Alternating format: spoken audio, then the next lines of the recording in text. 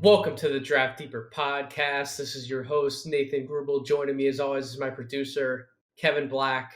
Also joining me tonight is somebody who I haven't had on the show in quite a while. Certainly, I haven't had him during the 2022 draft cycle up to this point, but I did have him on a few times during the 2021 cycle. And I believe he was one of the guests I was able to have on during some 2020 conversation and or 2020 draft wrap up as well. One of my favorite follows on social media, Twitter specifically, you know where to find him. He's at MavsDraft, one of the hosts of the Locked On NBA Draft podcast. And I'm going to give you some flowers and I'm going to give you an apology. Richard Stayman is on the show tonight because I did an earlier podcast with Raphael and I talked about how Raphael and Simon Rath are two of my favorite people on social media who introduced me to prospects who I have no idea who the hell they are. I apologize, my friend. You should have absolutely been included in that conversation because you do the true work of a scout, just like those two do. You are digging in the weeds. You are uncovering prospects underneath rocks. You are quite literally doing what scouting is. It's all about giving players opportunity to showcase their talents on a greater level. And you and I have talked about that in the past. We have done multiple sleeper podcasts, but it's only fitting that if I am going to do a show based around 2022 NBA draft sleepers, bring up some names that aren't quite in the first round conversation. There is no one else better to do it with than you. So Richard Stayman is on the show tonight. Rich, how you doing? Hey, I'm doing good. It's nice to be back, and thank you very much for the kind words. I didn't think twice. I actually listened to the last couple of episodes, and by the way, loved for anybody listening. If you haven't heard the one with Raphael, that was an incredible episode. I learned so much from that. So keep up the great work. I don't care if you mention me or don't mention me. I'm not doing it for like clout or whatever. I just want to be right, you know. That man tells the best stories. He has the best insight from being on the road. So it's only fitting that when I have him on the show, I expect to learn something about these prospects that I definitely didn't know, not just on the court, but off the court as well. So yeah, anybody in the audience who didn't catch that episode with Raphael, we went over some international draft prospects, and we also got a few names out of him who are true sleepers either for this class or in potential upcoming drafts as well. He is quite literally all over the world, spanning the globe to find the next great NBA draft prospect. So definitely go check that episode out if you haven't. But I want to get started today. So if anybody, for whatever reason, wouldn't be following Rich, aka MavsDraft, on social media, first of all, I can't imagine that's the case if you're listening to my podcast, but if for whatever reason that would be the case, Rich has been a credentialed reporter slash scout for quite a while, being able to attend games. He is based in the Texas area. He loves getting out to TCU games. He loves watching the Texas teams on film, breaking down all of their prospects. And I believe, Rich, if I'm correct, were you just at the TCU Texas Tech game, correct?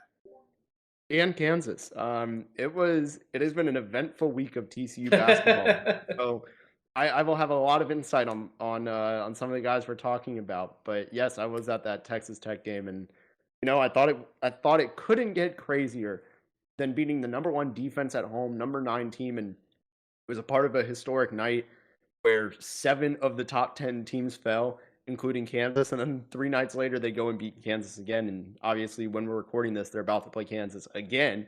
And then they play West Virginia Saturday. They have 4 games in 7 days. So big test for them. Well, the TCU program, headed up by one of my favorite college coaches ever, Jamie Dixon. I was a big fan of the Pitt teams back in the day with Dwan Blair and Levance Fields and Sam Young. So seeing him have success does not shock me in the slightest.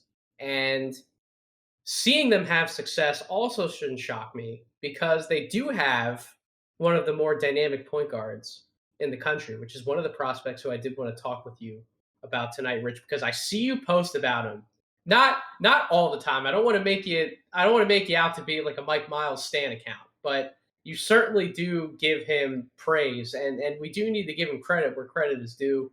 He did a fantastic job over the summer with Team USA. He was a freshman standout last year at TCU, and now coming back for his sophomore campaign, he has put that team on his back in many different ways offensively. This year, he's averaging 15.4 points per game, 3.6 rebounds, 4.1 assists, just under 39% from the field, near 31% from 3-point range, 74% from the free throw line, 1.5 steals per game, 2.8 turnovers, leading him to a 16.3 PER and a 48.8 true shooting percentage. So, the first thing that might stand out to my audience, if they're listening to this show carefully, would be some of those shooting percentages. Rich, I know that you had a tweet that you sent out.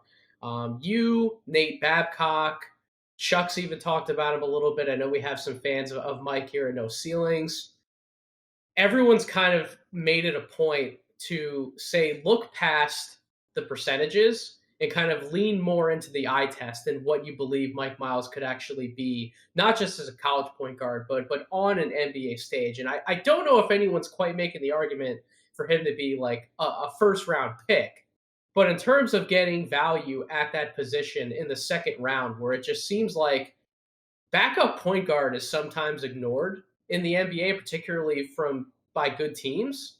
And when you don't have a really good point guard to be able to bring off the bench, sometimes it can crater second units and make offense inefficient at the NBA level, which is usually why veteran point guards are some of the first guys that get the calls in the buyout market.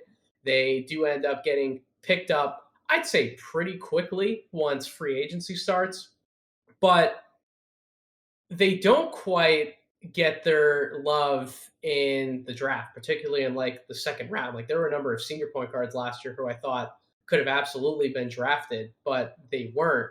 Mike Miles is younger than that. He's not a senior. He's a sophomore, but he strikes me as somebody who could be a pretty decent backup in the NBA as a floor. Yet it's crazy. Depending on who you talk to, they might not have him in like the top 45 of their board. But I know that you've seen him in person. You've scouted the tape.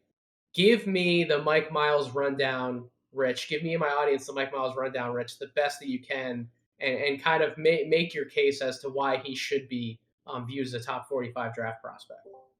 Yeah, so this might be a little bit lengthy in advance, so I will give you that fair warning. I want you on because you're detailed and because you're lengthy. So go ahead. Perfect. So I'll start with kind of what you left off at with the age. He doesn't turn 20 until August, so he's going to be, say he gets drafted, he's 19 on draft day, same age as a lot of freshmen, honestly younger than a lot of freshmen. That's how he was able to be on that U19 team last year with Chet Holmgren, Johnny Davis, the whole roster with everybody, all the star-studded talent that was there. The big thing for Mike Miles is he started the year, it was like the first 12 or so games, he scored double digits in every game, but like you said, the efficiency just wasn't there. The biggest way I can point to age being an issue with that is he really tried forcing one shot that kept killing him, and that was his runner. If you look at the last 5 games heading into Thursday, I don't know what he's going to do tonight against Kansas, but against Baylor, West Virginia, Texas, Texas Tech, and Kansas, and they went 3-2 in this stretch. He stopped shooting the runner almost entirely. He took one shot of it against Kansas, from what I remember. And in that span, he's averaging 18 points a game, 4.6 assists. He's also not turning the ball over. That's another sign of the growth and youth and everything. 3 rebounds a game, also 3 steals a game. I'll get to the defense in a minute, but that's on 47% shooting, 35% from 3. It's not really that far off from his season average of around 31, 32. So the 3-point shot hasn't changed, but the field goal percentage has skyrocketed. And it's because he stopped taking that runner. If you remove runners from his entire totals, his efficiency really takes off from the 38%. He crosses 40. It's a huge difference maker. So I think not only once he gets that runner down, but also in college stops using it more often, you're going to see his numbers take off. But I don't have the splits, but I would imagine that shot has really cratered where he's at because he only rates out in the 16th percentile on spot ups, and he rates out in the 14th percentile on runners, which would absolutely equate. I would imagine that that's a big reason why he would rate out so low on spot ups, considering he is more than plus in plenty of other shot types. Yeah, I need to do some quick math here, but he's 15 of 60 on runners for the year. So That that would so if do you took out, I'm gonna, it. you know what? I'm gonna get out my calculator right now. If Take he out took 60 shot attempts, out yeah. runners, he is 115 of 277, which is his field goal percentage goes up to 41.5. So that's up 3 whole percentage points if you just take out the runner. Yep. And to me, that's been an absolute killer to him. The production, I will be like, I had him top 30 pre-draft, ultimately because I do think you kind of hit it on the head. Backup point guards aren't a bad thing. Those guys stick. And also, most drafts, especially ones that are not the strongest, like this one is not the strongest, generally doesn't have more than 30 players that really hit. And in fact, most of them don't even have 20 players that stick around for 10 years. Mike Miles very well could stick around for 10 years. You think about the fact that if he were drafted this year, a 10-year career means he just plays till he's 30. And then the shooting is incredible. The jump shot, I don't care what the percentages are, and I know the free throw percentage has been a little bit low, but to me, he has almost perfect release on his form. The base is really good. The jump shot is just projectable. So I fully buy that. He can score at all 3 levels. His mid range is nice. He can shoot off the dribble. He has a nasty crossover. I know last year he got Jared Butler and Davion Mitchell in a game. This year he got I'm blanking on who it was. I want to say it might have been Sohan. I still don't know how to say his name right. I've heard 7 different pronunciations, but he gets elite defenders to drop. Like that is a hard skill to have in college, is just dropping these elite collegiate defenders, and he does it. And I'm really confident in that. He has, he can finish with both hands, he can drive with both hands, dribble with both hands, all of it. So there's a lot of I call those intangible skills that you just can't teach at 19 years old to be this good with his left hand. Also, I think it's very rare you see stuff like that. And also, he manipulates pick and rolls very well. And then to the defensive end, like I said, I would get to.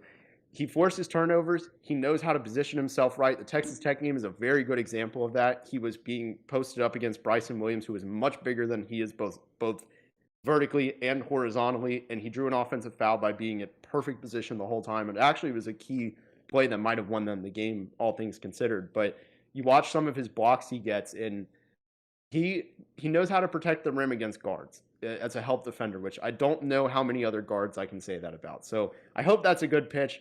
For me, being 19 and having all those skills and still growing and polishing his game, that screams almost starter level point guard to me.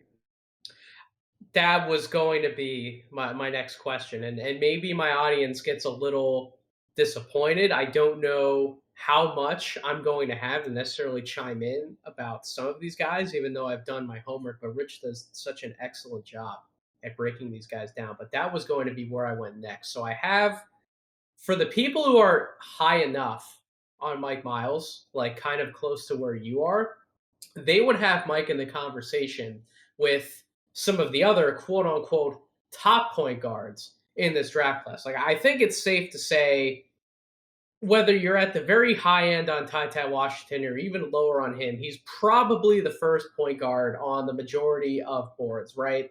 Then you get to the Kennedy Chandlers of the world, the Young Monteros of the world, the JD Davisons of the world, if he's in this draft class, which I actually wrote on my morning dunk column for No Ceilings. I think he would be one of the guys better served to go back to school and have much more better command of the point guard position, with 2 of those other guys moving ahead in front of him.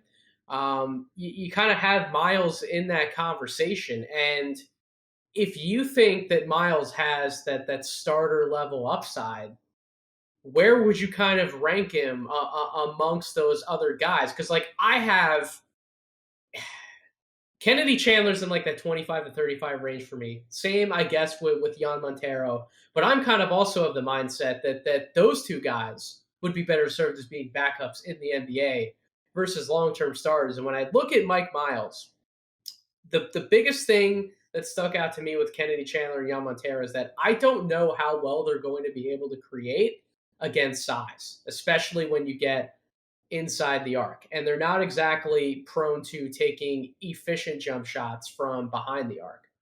Miles, as you pointed out in one of your explanations, Rich, does so good of a job at breaking people down and creating separation to be able to go to that jump shot, which he gets off the ground for. It's not a set shot or a grounded shot like a Kennedy Chandler, for example. Miles gets into that pull up jump shot so well, and it looks so clean that when we talk about that level of shot creation, whether it's against another guard or against somebody bigger than him, for the whole year, he still rates out in the 84th percentile in terms of scoring and isolations, and the 87th percentile in terms of isolations, including passes. So I factor that in.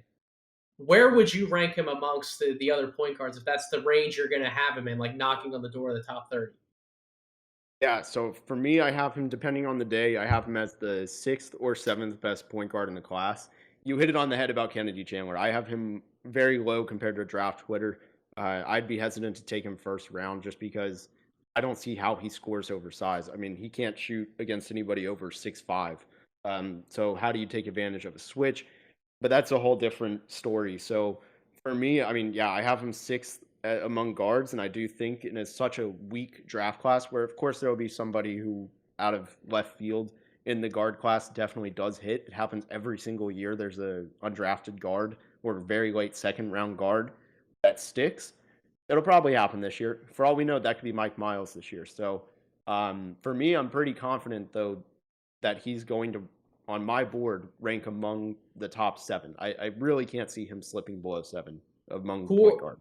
who are the other point guards that you have in that conversation, if you don't mind me asking? Yeah, so I think you raised, first of all, one of them is Gene Montero, and I think you did raise a good point. I'm still unsure how to evaluate him, so I kind of just left him based on what I remember I think everybody is, my friend. I Yeah. need the good talking to for Matt Babcock about him.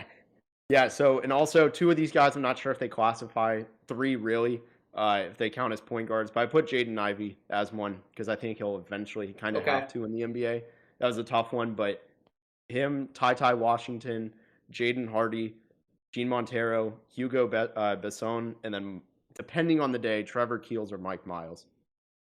Okay, so definitely a lot of names in there that I agree they can go either way. I wasn't necessarily thinking of them in that quote unquote point guard conversation, but you do make a point about if they're hitting their optimal ceiling, they're probably going to be lead ball handlers where they go. So sure, you can put them in the conversation. Then that is appropriate. So you do have Mike Miles right in the thick of it. I have him as most likely a top 45 guy when it's all said and done. Once we get to like 40 on my board and on, it is still it's still figuring out a big mess. That backlog from like 40 all the way to 75. Not that 15 all the way to 35 or 40 isn't its own kind of backlog in this particular draft, but I definitely have some sorting out to do when it comes to second round and then ultimately building out to 75 and then hopefully a top 100 is where I'd really like to land and start breaking things down once we get past the tournament. But for me, I would agree with you. Mike Miles is in that 30 to 40 conversation because I don't know. I put more value into having a really good backup point guard, kind of like you and I can agree on. Like Rich, you're a Mavs guy. Like being able to have a guy like Jalen Brunson, not that they're a direct one-to-one comparison, but having a point guard who can come in who's in that sort of neighborhood in terms of offensive shot creator, as well as he just kind of knows how to play the game, which there people have questions about how Mike Miles goes about passing and making different reads out of pick and roll and this and that and this and that. But at the end of the day, Mike Miles looks very comfortable on the basketball court. You can tell that with Team USA. You can tell that in 2 years at TCU. And just having one of those guys who can come in, they know what they're doing, and they can hit tough shots when they're called upon, I really think that brings a lot of tremendous value to an NBA team, especially when you can get somebody at Miles' age who has the upside of being like a spot starter, or maybe he can even start on a team like the Mavericks, for example, who have like a bigger playmaker. As everybody likes to say, if you have that bigger playmaker like a Luka, LeBron, whatever name you want to throw out there, that makes it a lot easier to bring in somebody like Miles into the lineup and be able to kind of just count on him to do what he does best, which is make shots and make shots in spades. When we talk about shifty creators off the bounce at that spot, there are a few guys in the country who have the ability to do it as well as Miles. The efficiencies, sure, they've been up and down throughout the year, but if we're talking just raw ability, I mean, how many more guys in the country are truly more exciting to watch than Mike Miles. So I would agree with you. He absolutely deserves to be in the conversation, and I'm glad I had you on to give a pitch for him because I was going back and I can't really remember how many times I've actually talked about Mike Miles in the podcast. He's definitely been one of the prospects I haven't given his flowers to enough as well, but that's why I wanted to mention him on this podcast, not only because you saw him in person. I know that you've been following him for quite a while, but another team that you brought up has a prospect in Terrence Shannon Jr., who I have talked about on this podcast. I specifically remember the episode last year that I did with Chuck from Chucking Darts when we were talking about these second round value type wings. And I had Terrence Shannon in a conversation with Aaron Henry from Michigan State, with Herb Jones from Alabama. I had him sort of in that conversation. And out of some of those guys that we talked about on that podcast, I like Terrence Shannon the most. And his stock has been really up and down this year, mainly because he's been injured some. He's been in and out of the lineup. He's been a starter. He's been Texas Tech's point guard at times. He's been out of the starting lineup. His situation this year has been so much in flux that if people still are reserved about him and have questions, I completely understand in terms of what that means for his NBA draft prospects. But when you just look at some of the numbers specifically, 10.6 points per game, still 2.8 rebounds, 2 assists, shooting 45% from the field, almost 33% from three, and 81% from the line with a 16.4 PER, 56.8 true shooting percentage. Rich, I kind of said last year, if you weren't buying into Terrence Shannon, you might have been a little afraid that because of how inconsistent he is ultimately on the offensive end in terms of the jump shooting, that the low end for him could be like a Justin Anderson type of outcome, somebody who hasn't quite been able to stick in the NBA. I won't say hasn't been quite. He hasn't been able to stick in the NBA, but that might be like a low end outcome for Shannon. But I just think he's better than that. He still rates out in the 68th percentile in terms of total offense, 96 on spot ups, 85th in transition, 54th percentile on jumpers. If we want to talk about the jump shot as a question, he still rates out well there. He finishes well around the basket in the half court set, 78th percentile, 86th on catch and shoots. It's really, he gets into these pretty low percentile rankings when he's asked to do too much within the offense, when he's asked to play more pick and roll and be a primary initiator, when he's asked to create his own jump shot off the dribble. When you give him a little too much responsibility and ask him to do things outside of his comfort zone, that's when you get some of these inefficient games from Terrence Shannon Jr. on the offensive end. But if you just look at what he can do, which is hit open spot up shots, he's a really good cutter to the basket. He's an excellent transition finisher, and he defends his absolute arse off, which I'm assuming you'll have thoughts on his defense as well. I still think that this guy is a legitimate sleeper, similar to Nick on our No Ceiling staff. He wrote about him for one of his first sleeper deep dives. I think this guy's still a top 60 player in this class, despite some of the up and downs. What do you think about Terrence Shannon? Yeah, so I'll be 100% honest. I'm still pretty low on him. It all really stems from the jump shot. The jump shot, and it's all offensive. The defense. I'll start with the good. The defense is phenomenal. Incredibly intelligent. He rotates well. He'll be a good on-ball defender. He'll be a good team defender. Everything checks out on that end. Like he doesn't need to be in stance to lock guys up. That's pretty rare. He's a wing. He can guard up. He can guard down. Mostly guard down, but he can guard pretty much threes and fours. Is what I mean by guarding up. He can't guard fives, but he can guard. I think if you put him, this is kind of high praise, but if you put him on someone that has the same game as Kawhi Leonard, he's not going to be that bad. Which is a really good thing to say about someone defensively. And then they can also take guards, no problem. He doesn't let first steps get to him. And it's really promising on that end. I really do believe that defense is going to translate. However, on offense, it really stems from the jumper, right? Like the left hand, the right hand, the guide hand is really in its way. It feels like, I love the touch, hence his 80+% free throw percentage, but I just don't know if he has the form and the ability to shoot, if that makes sense. Because like I said, the form is fine, but my question is, and I think you can kind of see this from the TCU game, especially in the last possession where I don't know if he knows how to shoot in the right times. And I think that's a big issue for him where he doesn't know how to use his jump shot because the form should be good. And when you watch him in practice, I got a close look. Like the form is really nice. I posted a video. It's pretty projectable.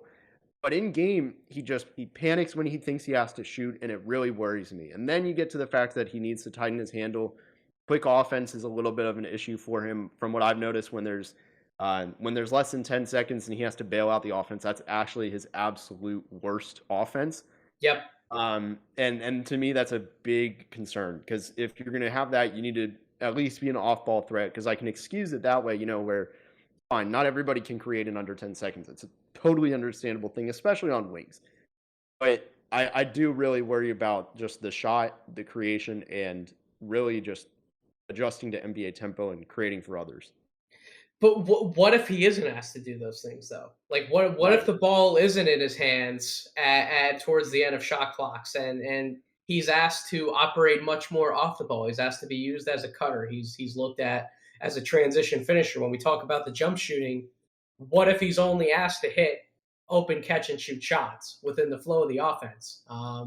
I guess to the jump shooting point, I can agree with you in the sense that sometimes he seems hesitant, and sometimes there are moments where maybe he's a little too open and he doesn't fully recognize like, oh, I'm supposed to shoot this jump shot, which that also happens to guys in the NBA as well. Sometimes they're a little too open and they elect to pass up the jump shot for whatever reason. I'm a 76ers guy. See Tobias Harris night in and night out for the 76ers, but what if he does kind of get comfortable in that more off ball role and he's not asked to be this creator that he's kind of had to be at times at Texas Tech? Because, like, I do think it's one thing to experiment with a player and give him a little bit of rope to try something new and experiment. But when they were playing some of those lineups where it's like they want to go to this, everyone's huge lineup in terms of college, like everybody in the lineups anywhere from like 6'6" to like 6'9", and you get to like Terrence Shannon being the smallest guy in the court, well, he kind of has to be like the de facto point guard. He shouldn't be the de facto point guard. He shouldn't be bringing the ball up the floor, getting them into offense, running everything out of pick and roll. Like that's not the type of guy he is. But I can envision a role for him in the NBA where he isn't asked to do too much offensively. He's just asked to hit whatever open shot is there for him within the flow of the game. And then you're able to completely unleash him as this multi-positional defender, which you also outlined brilliantly. I do think I would agree with you. That's his best value in the NBA. Is that still somebody that we can look at taking in the second round? Again, we're not talking about a first round pick. We're talking about a second round pick, a player who we know is going to have flaws. Is that somebody you can still use a draft pick on, or do you think we're just going to get to the point where we'll see Terrence Shannon Jr., on a camp roster because he was an undrafted free agent, somebody just brings him to camp? Yeah, I think it's going to have to be an uphill battle. I mean, I do agree that there is a chance, like you said, obviously the shot clock stuff was just more to emphasize the lack of creation Sure. because Texas Tech, you kind of hit it on that. I mean, dude, their roster's not built for someone like Terrence Shannon. They really, I don't think they have a true point guard. Their everybody eats system doesn't really work where nobody takes over 10 shots. It doesn't work for guys like Terrence Shannon. But my worry is if he's not going to be a shooter in year one, I'd be very surprised if he is. Is he a shooter in year two? Maybe. By then he's 24 and heading into his third year, he's going to be 25 years old. So I get a little bit worried about that. How patient can you be? How quick can he turn around his shot? The jump shot is going to be his ticket. I mean, he very well could. I mean, because free throw percentage, we've learned this. We should know this by now. Free throw percentage matters more than 3-point percentage. Unless it's like historically, like if you're shooting 22% from three, fine. Like, I'm not going to, I'll take that. But free throw percentage generally indicates a little bit better. I mean, Franz Wagner, for example, I didn't think was going to be a good shooter at all for a couple years. And year one, he's a 36% 3-point shooter. But ultimately, it really does come down to how teams see the 3-point shooting, how he does in workouts. Because I ultimately, even before any of this, I would say he is probably going to get a late second round pick. The 3-and-D mold, there's a lot of wings. I don't know how many of them realistically could be 3-and-D day one. Terrence Shannon's a real candidate, so that alone is going to get him drafted. I'd be pretty shocked if he's not. drafted, but on the off chance he isn't, summer league he'll get a lot of chances, and 100% he'll get a training camp in G League run at least. And I think the G League would be really good for him. I think he'd benefit from a two-way. I would agree with you on that as well. So whether you're a little high on Terrence Shannon, a little low on Terrence Shannon, I think we can be in agreement that he does have an NBA chance in his future. It will be up to him in terms of what he does with it and how much he can make of it. So let's move into some other names that I have pegged as sleepers, guys who I have not talked about yet on the podcast. The first one I wanted to do, I wanted to go into David Roddy, the Colorado State guard, wing, forward, center. I don't know what to call him for that team, to be perfectly honest. He kind of does a little bit of everything. He is an incredibly unique basketball player, listed at 6'5", 252 pounds.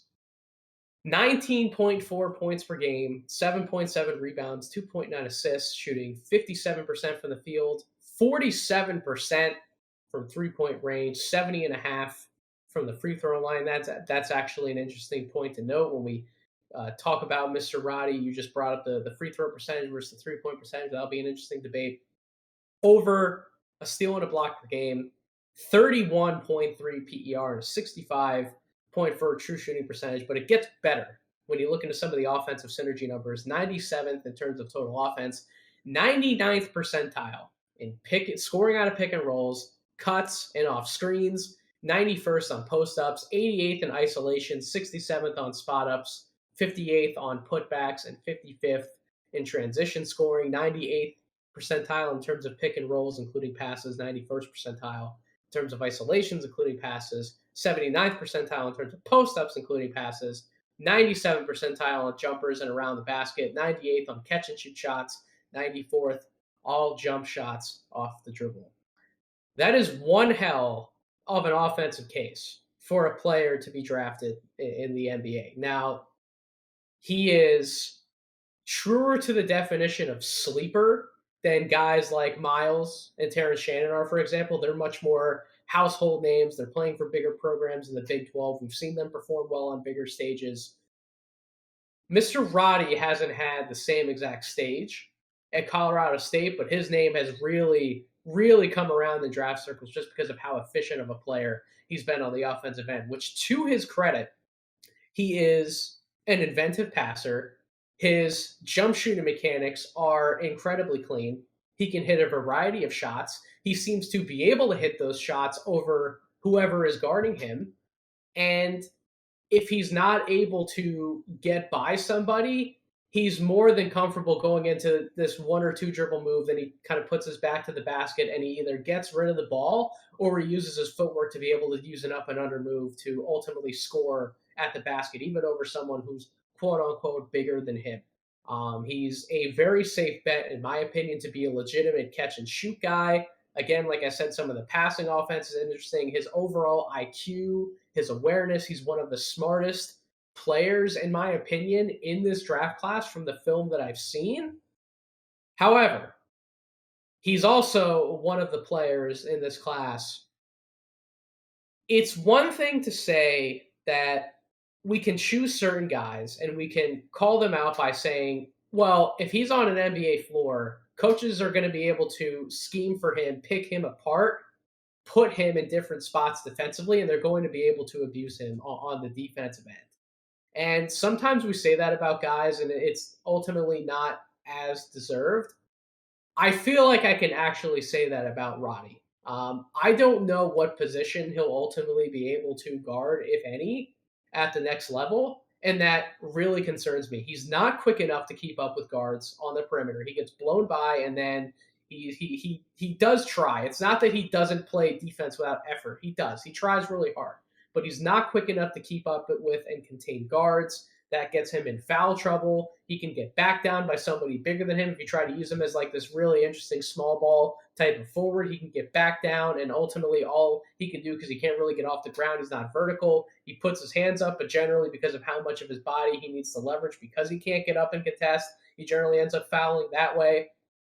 I am not sold on almost anything he can do on the defensive end, other than kind of if he's left to be like a rover, like let's say you put him on somebody in the corner and he's able to kind of help inside and double a little bit in the post and knock the ball away and maybe get a block shot that way. That's really all that I'm confident on him being able to do on the defensive end. So a player who could potentially have awesome offensive value for a backup role player, but is one of those guys who I don't like saying it, but I really could see him being absolutely kicked off the floor from a defensive perspective in the NBA. And I think that would be why you see a player with his offensive repertoire be so close to the back end of mock drafts if he's featured at all. He's generally in like the 50 to 60 range if he's making that mock draft. So he is a sleeper.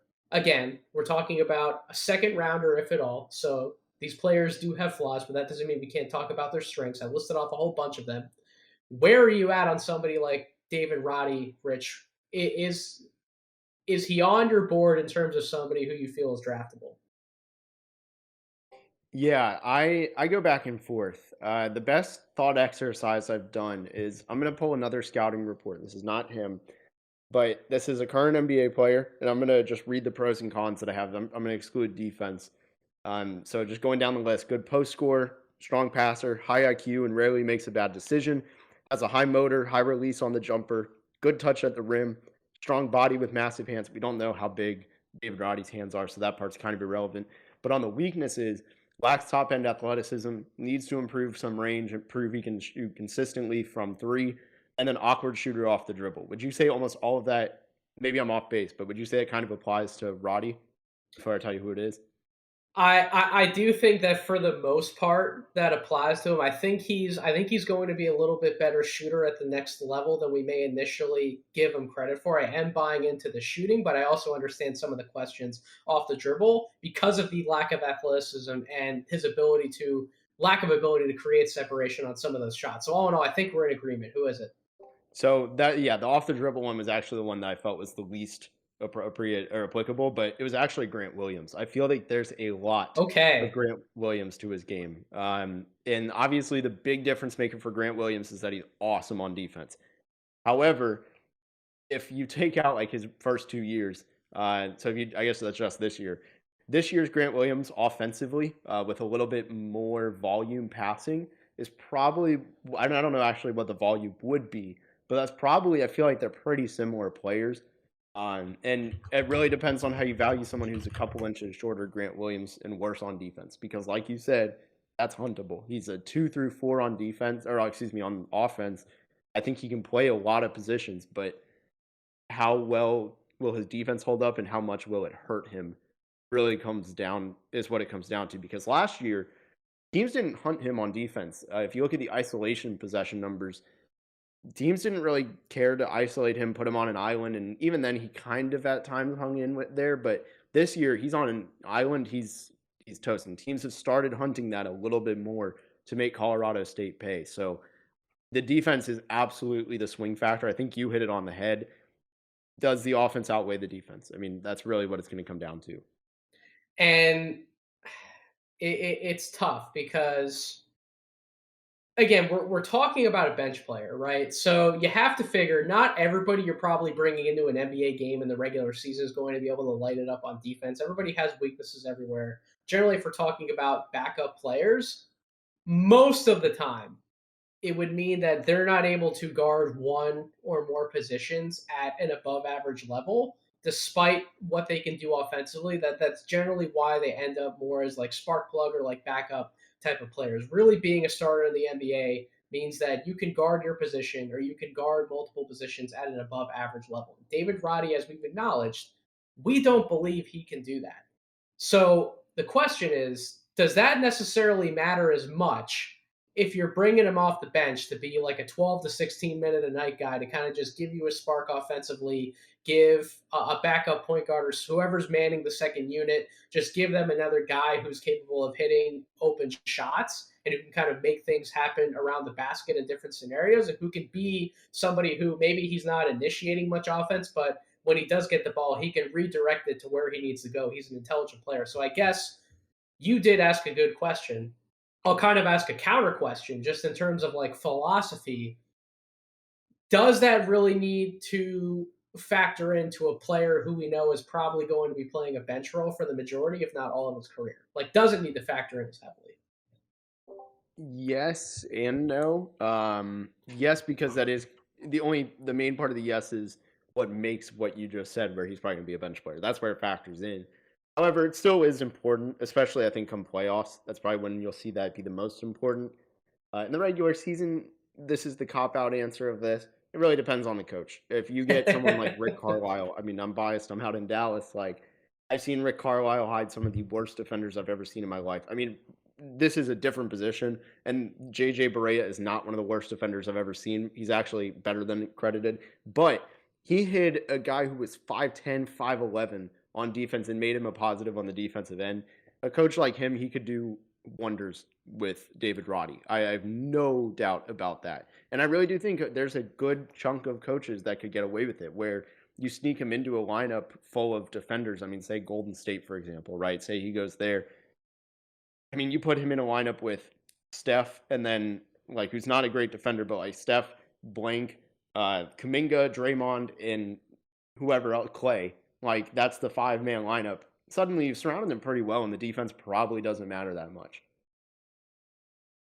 So I I would hope that agree. helps.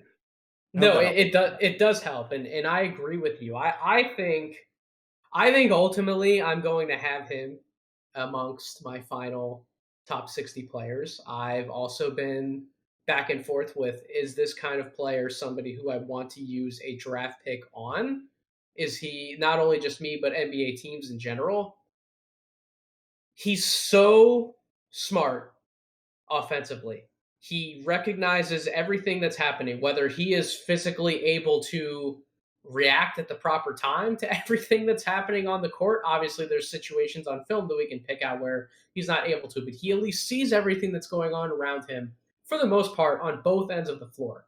I'm buying into the jump shot. I think that he could be a legitimate 38 to 40% 3-point shooter in the NBA. And I know I don't use those words lightly. Like, I don't believe that every single player in the draft is capable of getting to 38 to 40% in the NBA. But when you factor in the types of lineups, as you mentioned, Rich, that he'll likely be playing with, you kind of have to plug him into a lineup where he has help in other areas, and he's probably going to be playing with at least one other offensive threat who's going to command enough of the defense's attention to be able to get him open shots. And if you're getting Roddy open shots, if he's not asked to do too much, and again, he's there to hit open spot up shots, he's proven enough to me at the college level to where I think he can do that in spades, and he can do it incredibly efficiently from the NBA line. I mean, I've seen clips that guys like Matt Babcock have taken, for example, where he's warming up, he's shooting threes from well beyond the college line, and he's doing it so naturally. It looks like he's in a layup line, but for shooting 3-pointers. And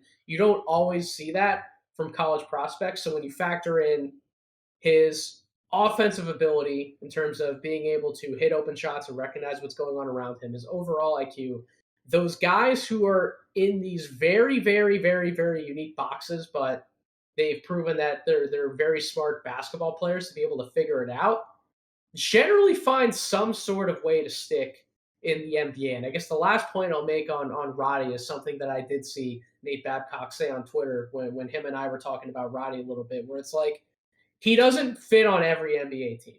There's probably like 5 or 6 NBA teams realistically that he would be able to fit on. And it does come back to a lot about the coaching, like you said, Rich, how an NBA team would bring him into the rotation, how they would use him in the lineup. He's not going to be a perfect fit for everybody, but for some NBA team who has the right pieces around him to be able to utilize him to his strengths, he just seems like one of these really unique players that I will think ultimately will stick in the NBA. And he's one guy that I keep coming back to that I don't necessarily want to bet against. Do you agree with me about like the fifth premise that it's probably like one of like a handful of teams probably that could realistically roster him and actually keep him around? Yeah, he's one of the guys where it's like, he may not fit on every team, but the ones he does fit on, he makes an impact, which I think It's really hard to find. That's a tough job for a GM to figure out, am I one of those several teams that he is a fit on? But also, you said it best. I mean, the IQ, like those guys are glue guys, whether it's off the bench in minimal roles or starter roles, whatever it is, glue guys matter. And that's what David Roddy could be in a minimal role. Like someone who comes in and has a positive net rating, stuff matters.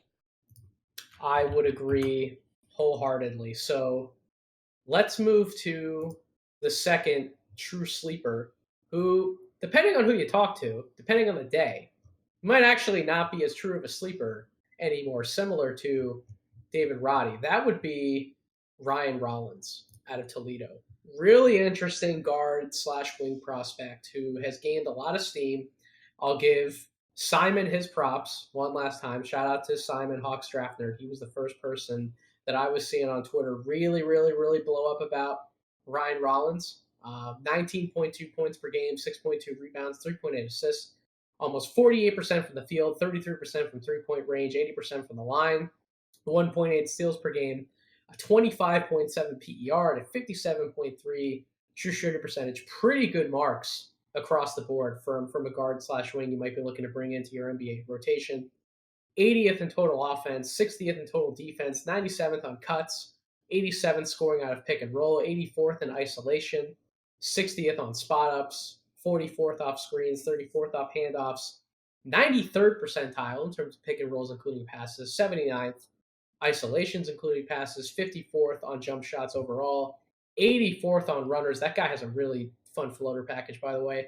66th percentile around the basket, 50th on catch and shoot shots, 69th all jump shots off the dribble. So really, I'm torn between if Ryan Rollins is a potential starter caliber guard, or if he is someone who maybe his real future is like as your eighth or ninth man on an NBA team, but because of what he can do so well, which is he's this slithery scorer off the dribble who can get up into his pull up really easily.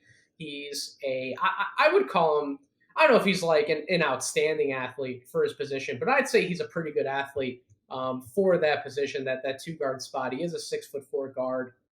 Corey Tulaba wrote about him for No Ceilings this week. If you did not see his piece on Ryan Rollins, first of all, you should be subscribed to No Ceilings, NoCeilingsNBA.com.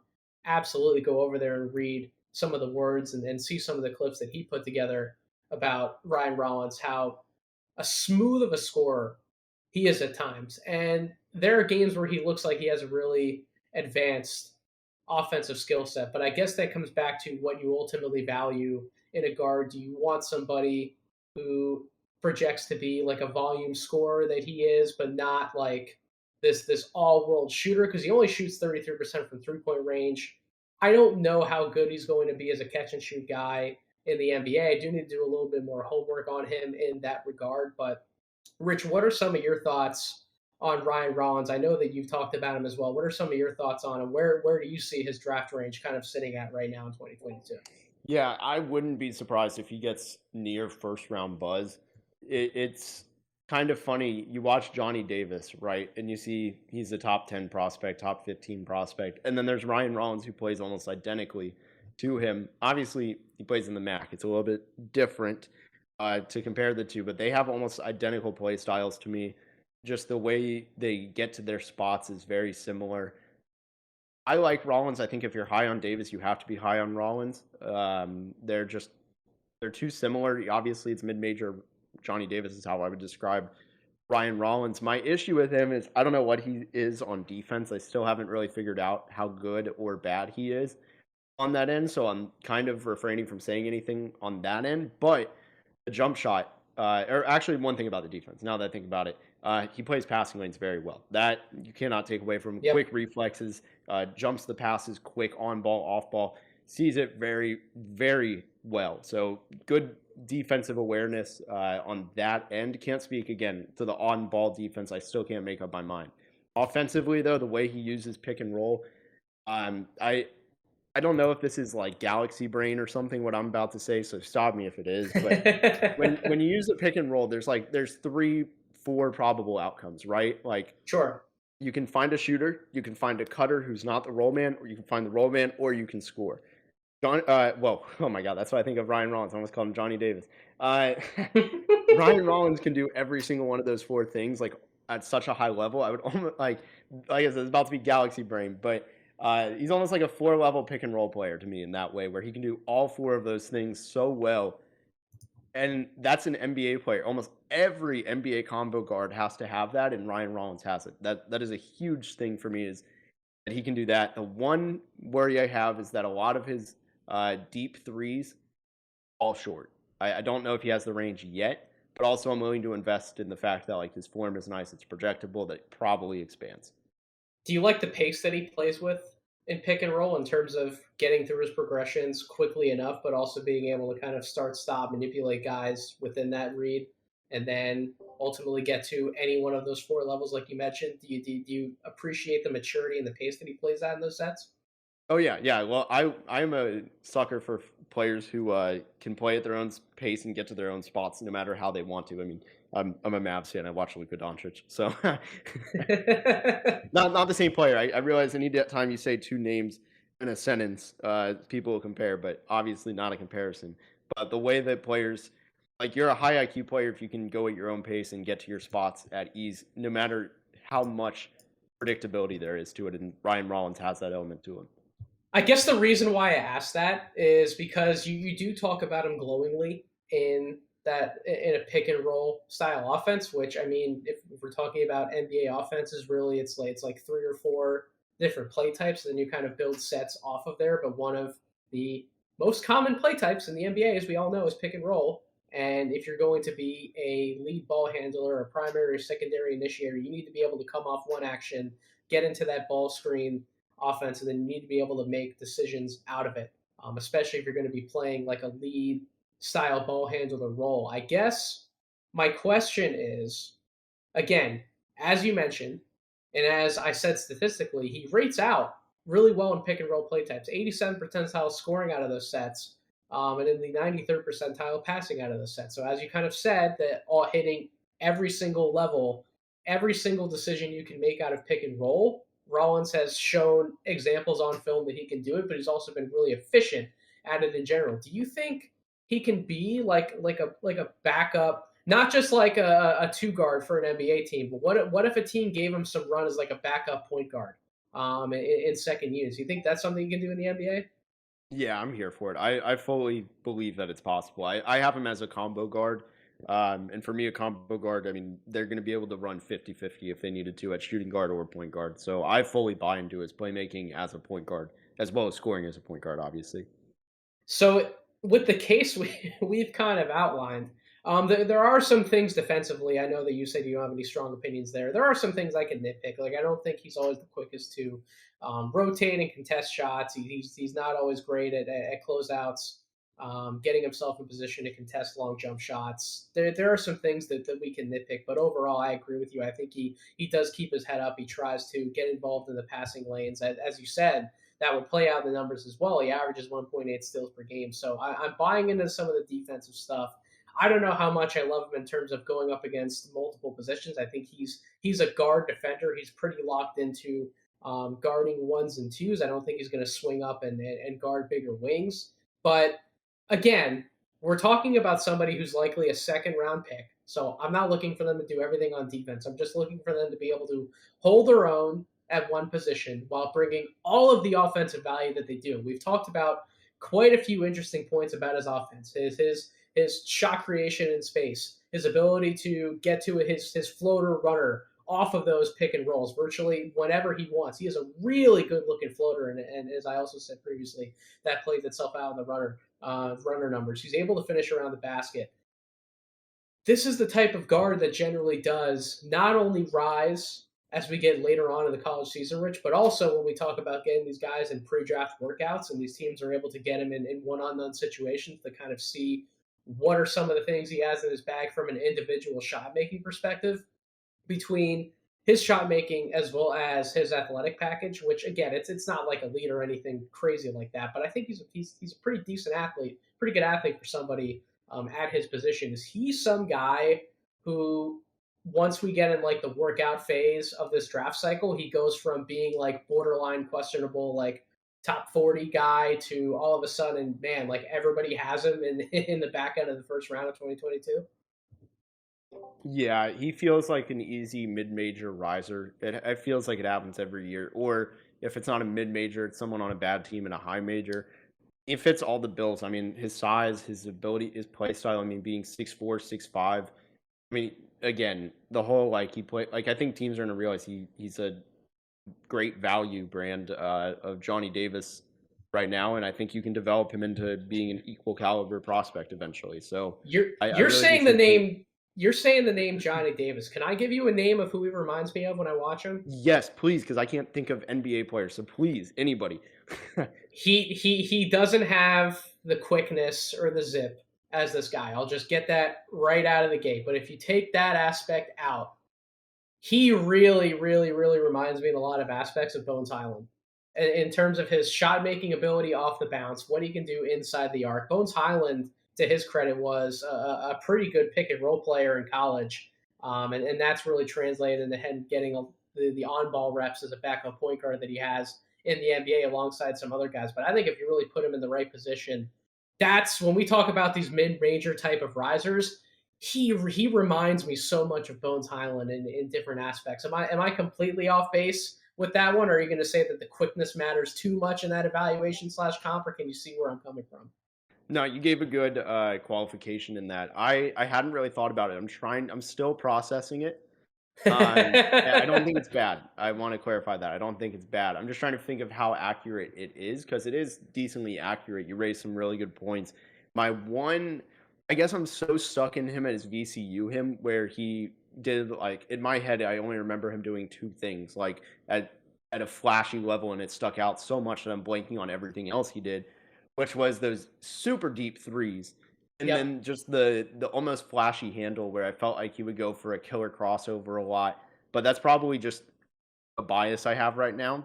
So I wouldn't say it's bad, especially in the way of just general outlines of their scoring ability. I do think you're onto something there.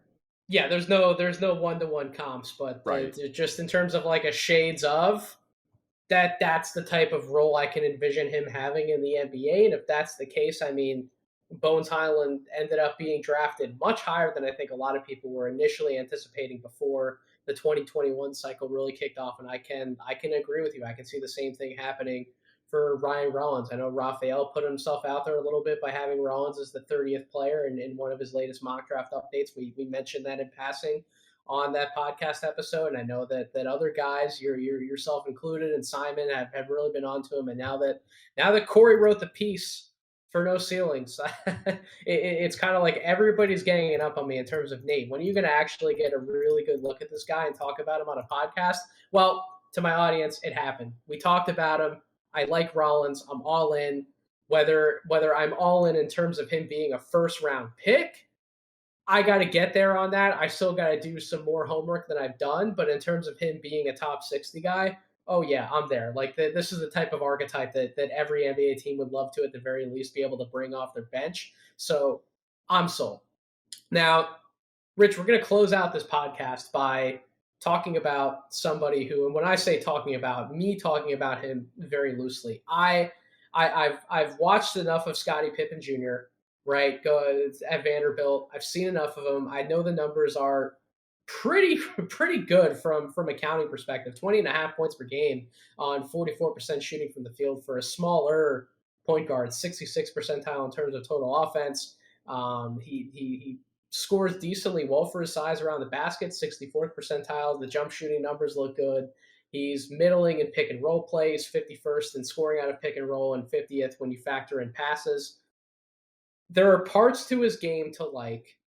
I just don't know if he does anything truly stand out at the offensive level to the point where I think that not even talking about him being drafted, that I would just put a bet in as him being an NBA backup point guard. I don't know if he's going to be one of those guys who sticks in the league, but maybe because of the lineage, because of his IQ, where he comes from, how he approaches the game, how he plays the point guard position, and what he can do within the right role. Maybe I'm wrong about that. Maybe he needs to be more of a mainstay in those backup point guard type of conversations, whether we say he's a draftable prospect or not. So I know you like him, Rich. When I messaged you about sleepers that we could talk about on this podcast, he was the first name that came up for you, who you wanted to mention. I want you to take the end of this podcast. The floor is yours. Give me and my audience the Scotty Pippen Jr. pitch. Yeah, so I want to preface this with I feel like I've fallen in love with every 6'1" guard in the country. Scotty Pippen Jr. He's no different. For me, Scotty Pippen, it really starts with, like you said, I think the basketball IQ is really strong. We talked about the pick and roll with Johnny. God dang, I keep saying it with Ryan Rollins. This is a Freudian slip if I've ever seen one.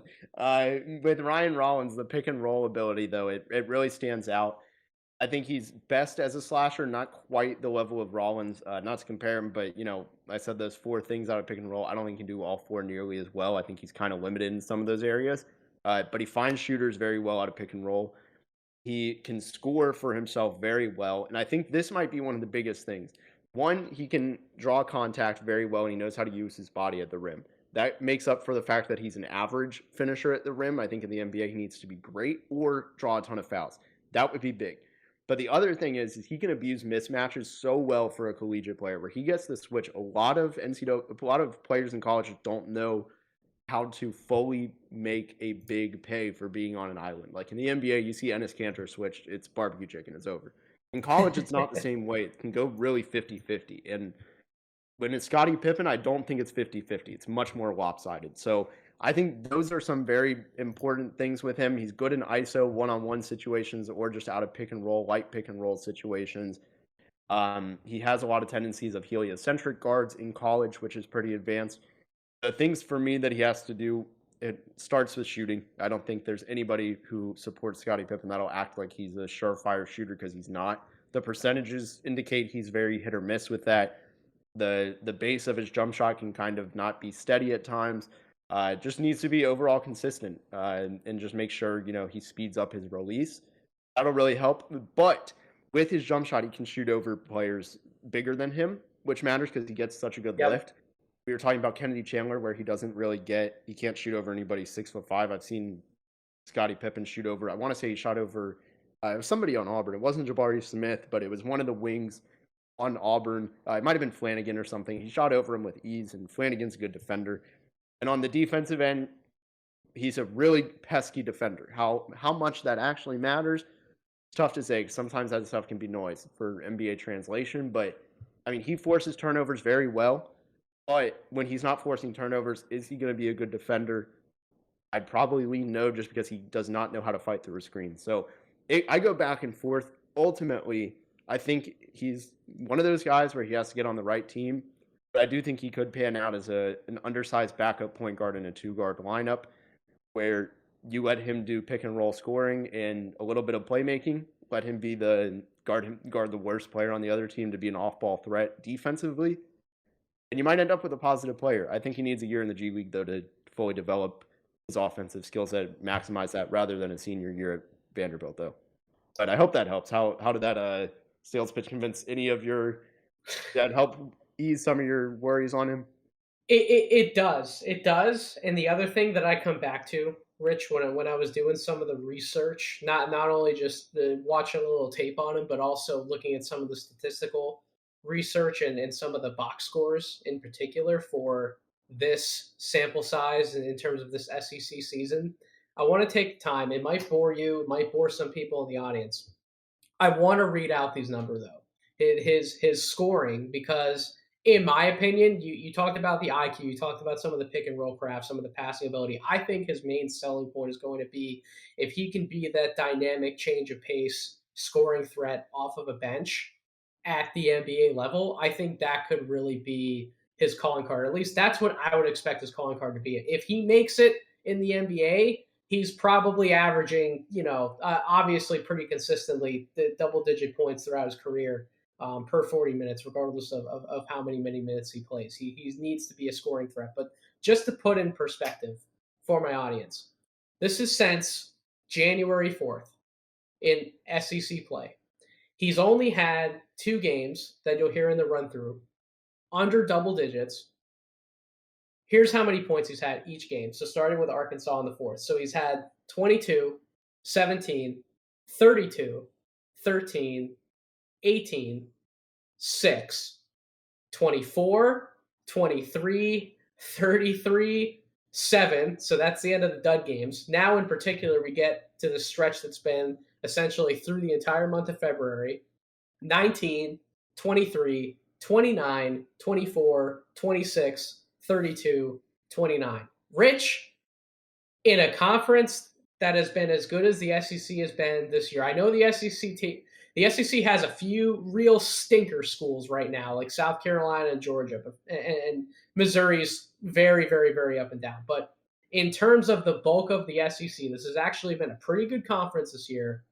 Those are some big time scoring outputs for Mr. Scotty Pippen Jr. So should we ease some of the concerns? I'll let you close with this. Should some of the concerns just be eased by the level of production he's been able to put up this year in SEC play in a really good conference?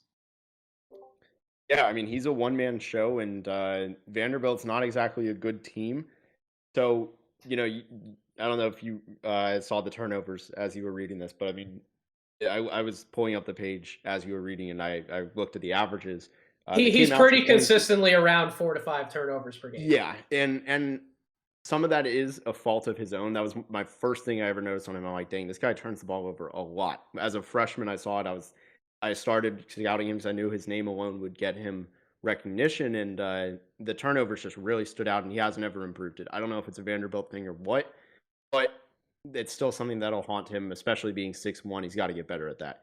However, those averages, I'll keep going the numbers game. 22 points a game, 5 assists, 3.5 rebounds, 2 steals per game on 45, 35, 75. So, for me, looking at some of the matchups he's going against, there are some really good defensive prospects in the SEC, and he has been able to torch them. I mean, the Auburn game, I think, is one of the better examples. Sure, it was 7 of 18, but he had 29 points, and he got to the line.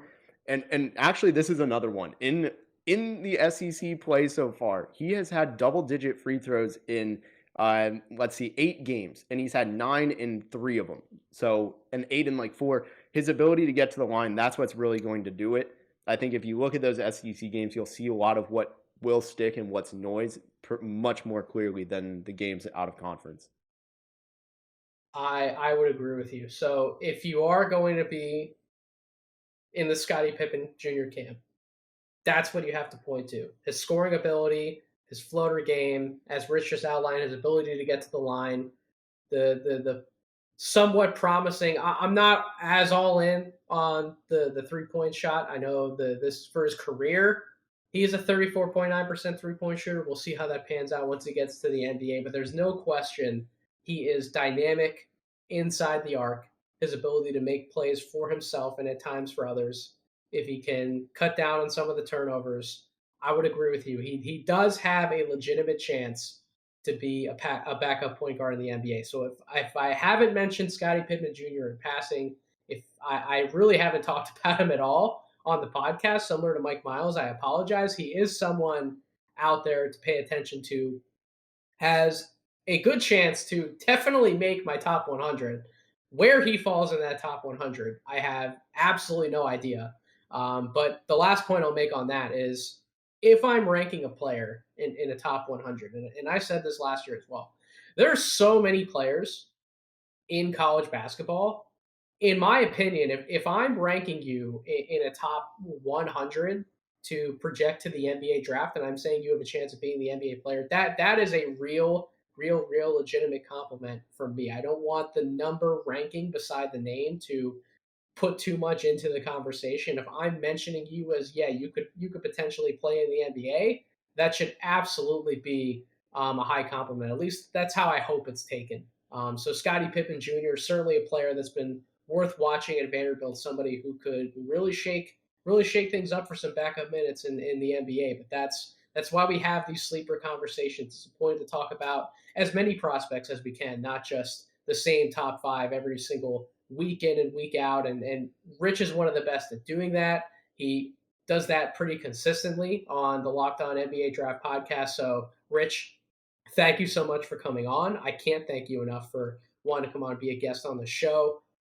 For my audience out there, just in case they aren't following everything you're doing already, please plug everything you're doing, plug all the places they can find you. Thank you very much, and I can't wait to have you on my show as well. Yes, I sir. do Locked On NBA Draft every Tuesday. We recently started on YouTube, so would appreciate some subscription on that. And then pretty much everything else, you'll see MavsDraft. I post a link to everything I do anywhere else, and then I tweet way too much about NBA and college basketball. So if you like your timeline being blown up with videos of NBA stuff that is super obscure, I got you. That's what we need. We need that, Rich. We need the obscurity. We need the detail. We need the length. That's exactly what we need in the prospect space as well as in the NBA space. So again, thank you for all the work that you do in the social media space as well as with your website when you post the mock drafts and of course in your podcast work. To my audience, thank you all so much for listening to this episode of the podcast. If you haven't already, make sure you are subscribed wherever you get your podcast, Apple Podcasts, Spotify, YouTube. Make sure you're following me on Twitter at Draft Deeper. Make sure you're following No Ceilings on Twitter at No Ceilings NBA. Make sure you're subscribed to the Substack where you find my morning dunk columns during the year every single Monday, NoCeilingsNBA.com, where even though the column will come to an end after the college season is over, you will still find plenty of writing musings from me, as well as plenty others. We have big things still coming in the pipeline over at No Ceiling, so stay tuned, and thank you all so much for listening. I hope you all have a wonderful rest of your week.